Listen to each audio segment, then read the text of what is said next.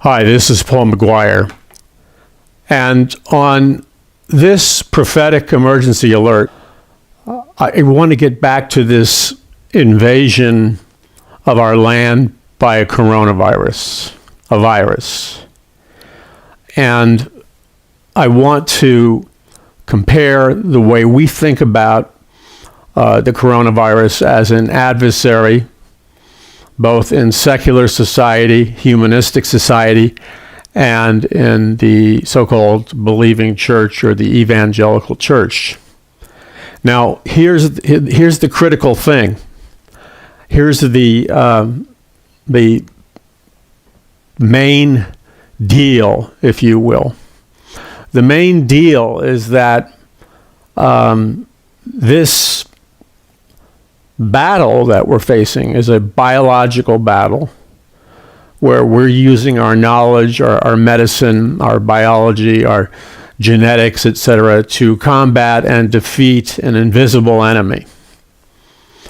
But it's a multi-dimensional fight. So on one hand, you have people tinkering around trying to make vaccinations, and vaccinations have a very sketchy track record, to say the least.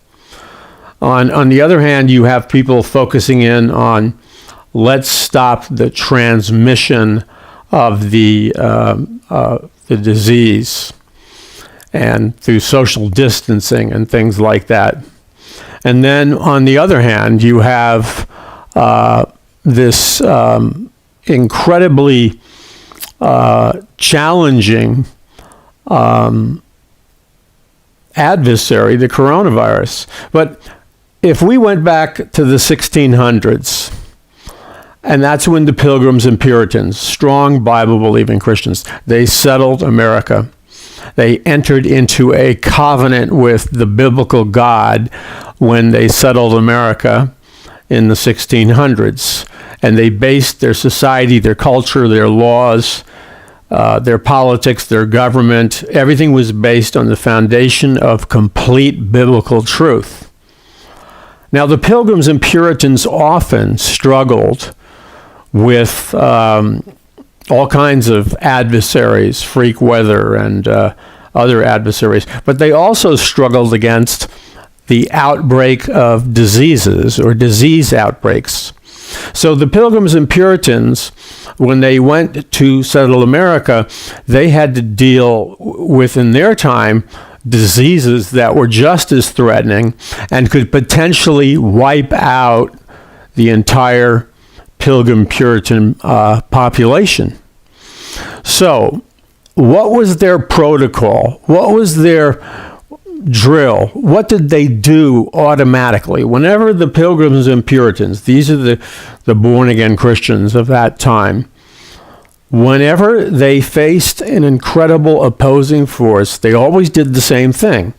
They called a solemn assembly where they cried out to God, they repented of their sins, and they asked God in humility to supernaturally intervene and deliver them, rescue them, heal them, or whatever they needed to keep from dying off.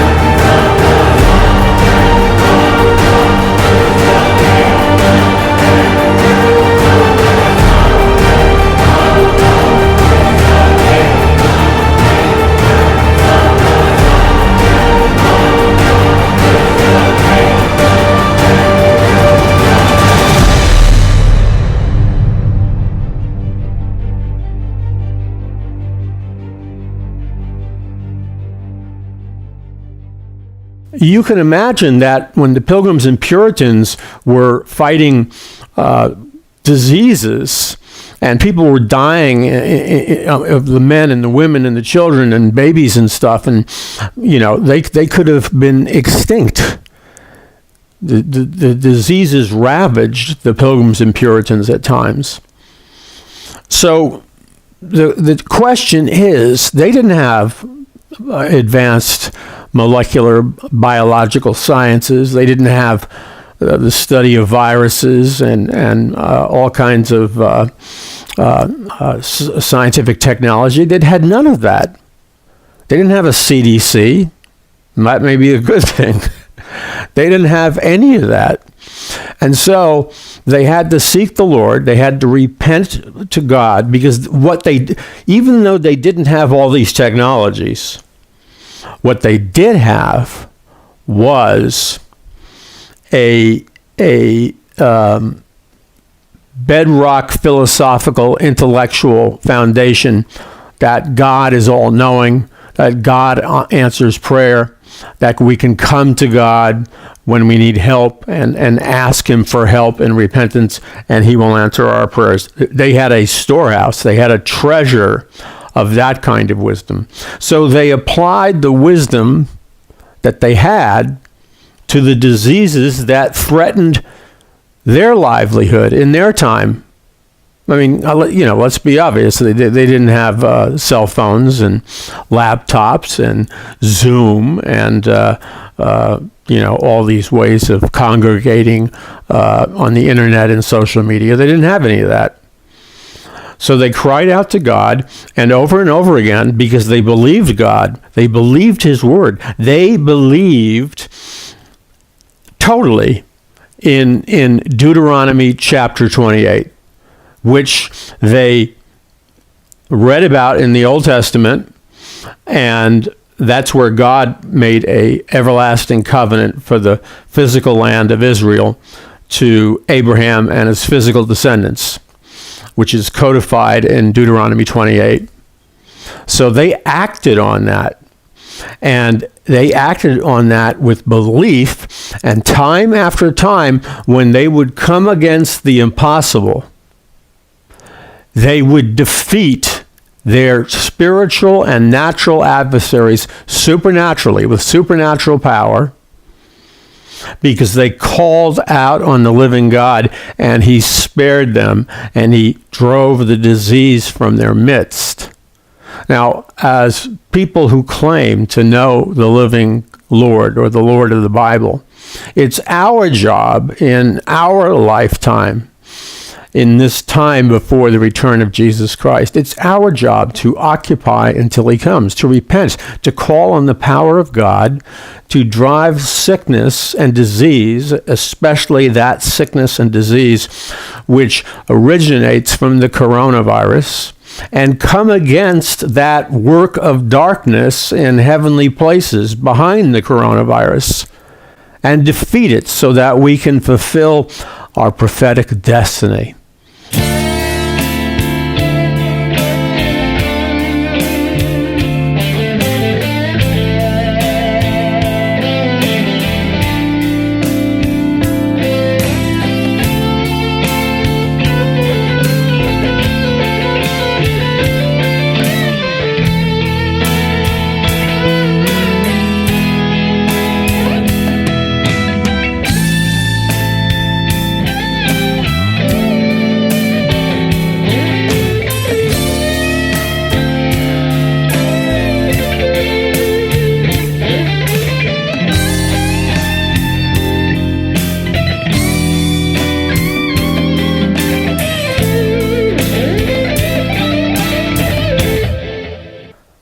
Hi, this is Paul McGuire.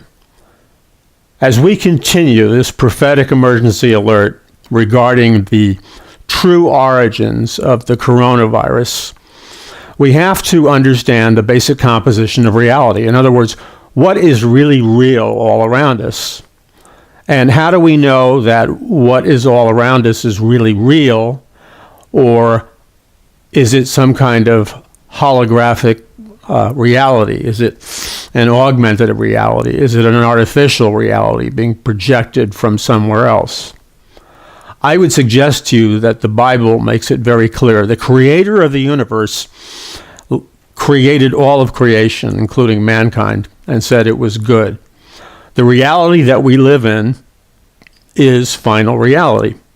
However, in addition to the physical dimension that we live in, the materialistic dimension that we perceive with our senses, with our taste and touch and ears and eyes, etc., our real world, our final reality, is far greater than what can be perceived with our physical senses. Quantum physics, going back, starting initially 100 years ago, began to postulate the reality of 12 to 13 dimensions. Modern string theory in physics shows that there are at least 12 dimensions. Albert Einstein talked about multiple dimensions in his work on the theory of relativity. So we have this coronavirus, and there's the biological part of it. There's the DNA part of it, the genetic part of it. It needs a host, human beings, tragically, to live on. But to defeat the coronavirus with the same aggression, I'm talking about peaceful, loving aggression, to defeat the coronavirus with the same aggression that the Pilgrims and Puritans did, we as biblical Christians need to obey. Quit playing church, quit playing Christian. Playing Christian is repugnant to the Lord. He explains his repugnance when he addresses the church of Laodicea in the book of Revelation. Christ commanded us, his people, to, before he returns, before his second coming, we're to occupy spiritually until he comes. Now, God has a call on America and many other nations. God has a call on his people. God has a call on your life. And it's a prophetic call. In order for you to fulfill your call, in order for America to fulfill its call in the last days, and other nations to fulfill its call in the last days, there must be a rescuing. I'm not talking about a rapture to remove God's people. I'm talking about a reprieve, a deliverance within trials and tribulations, because we will not be able to respond to God's prophetic call as a nation, as individuals, as people in other nations. God is calling us to bring in the last day's soul harvest. Jesus Christ said the fields are white for harvest. And if you look at it in spiritual eyes, the fields are truly white for harvest, not only in America, but throughout the world. A massive spiritual harvest is ready to take place. Then there is the truth that God has a prophetic destiny, a call on you, me, America, and other nations. And that is not only to bring in the last day's soul harvest, which implies directly that we preach the gospel of Jesus Christ effectively and win souls to Christ, but it's bigger than that. God wants his church that is alive today. He wants his church, all those who truly have put their faith in Jesus Christ as their Lord and Savior, all those who have truly invited Christ into their hearts and are born again. Jesus is calling upon his church, his body, his bride, to bring in the last day's soul harvest of soul winning, billions of souls, to preach the gospel with power and love and effectiveness all over the world, to make disciples of all nations, which means go for the very top echelon and ordinary people and teach them that God teaches an intelligent biblical worldview that covers every dimension in life, and it's contained in his holy word, which it goes from Genesis to Revelation.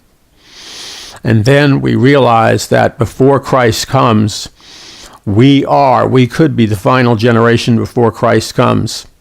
And this coronavirus, make no mistake about it, the coronavirus, from the lens of true spirituality, the coronavirus is an attack on the last day soul harvest, an attack on making disciples of all nations. It's an attack on the Church of Jesus Christ. It's an attack on evangelism and the last day soul harvest. You say, why? Because if people are locked away in their houses via social isolation, if people can't go to churches or meet, they can't be evangelized. Now, that doesn't stop evangelism.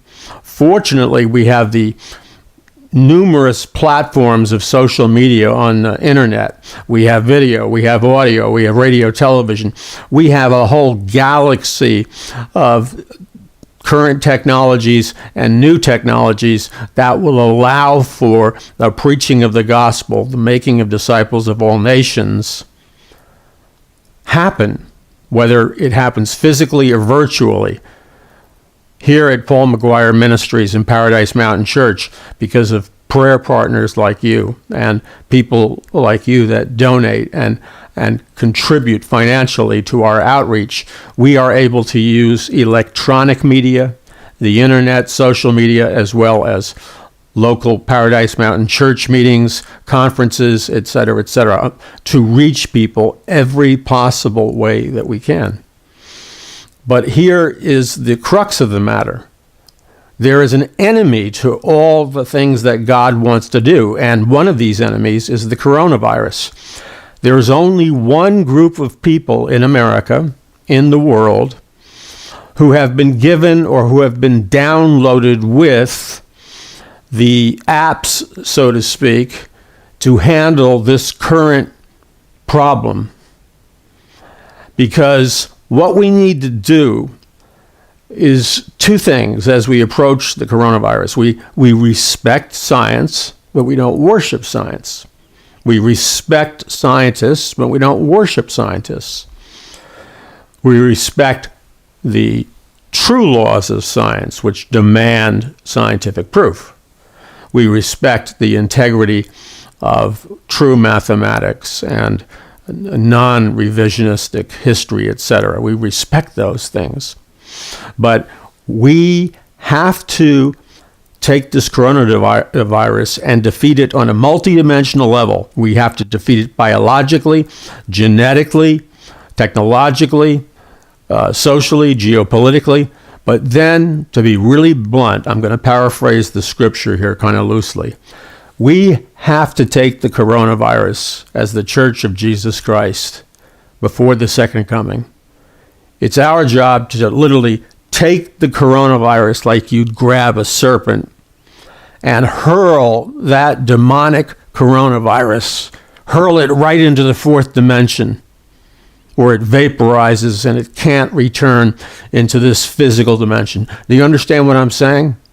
When the church is using its supernatural authority that is outlined throughout the Bible, the church has the supernatural power to tread upon serpents and scorpions, to curse disease as Christ did. I'm not talking about charlatan people on television.